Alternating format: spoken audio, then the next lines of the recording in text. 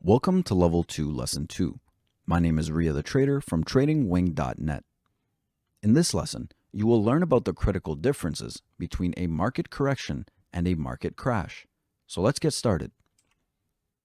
What exactly is a market correction? Typically, a market correction is identified when there is a roughly 10% drop from the recent highest point in the S&P 500 index.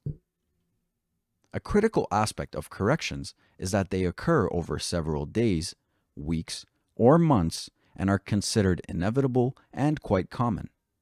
In fact, since 1983, corrections have occurred on average 2 times per year.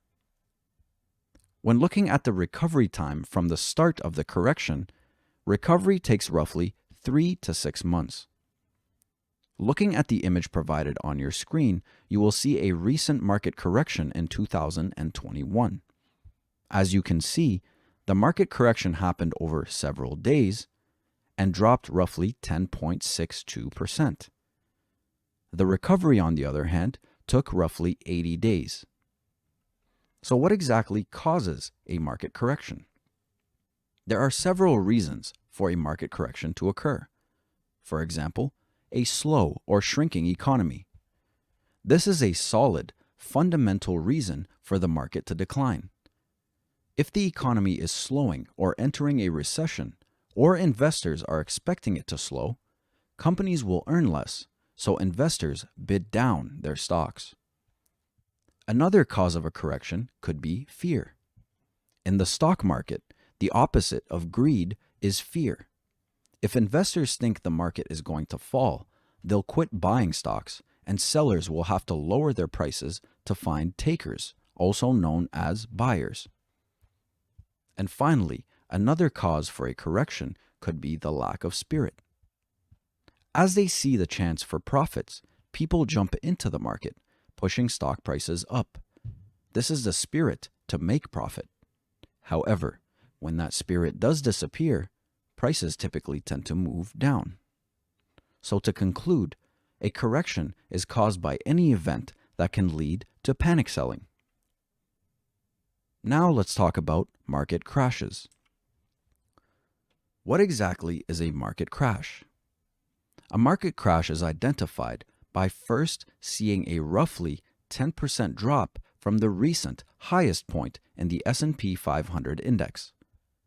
This sounds quite similar to a correction. However, what identifies a crash is what follows that 10% drop.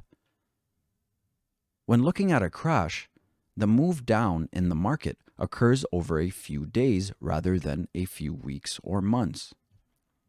Once a crash occurs, we then fall into a bearish market, in which we see an additional 10 to 15% decline on average. Crashes are not considered common and require significant reasons, whereas corrections are considered quite common and inevitable. When looking at a crash, recovery takes roughly 12 to 16 months. If we look at the image provided below, you will see the most recent market crash caused by the COVID-19 pandemic. As you can see, we started with a 10% drop within a few days. We then followed with a 23.29% drop in the overall market, being considered the bearish market. Recovery following this crash took roughly 11 months. So what causes a market crash? Well, again, there are several reasons for a market crash. For example, public panic, drastic increase in the number and amount of bank loans, extremely high economical interest rates, and/or agricultural crises. Many investors and traders use the terms recession and market crash interchangeably. However, these two terms are quite different. Recessions are extremely rare, and there are no numbers associated with recessions. One thing to keep in mind is that market crashes can lead to recessions as businesses decline and cause financial difficulty.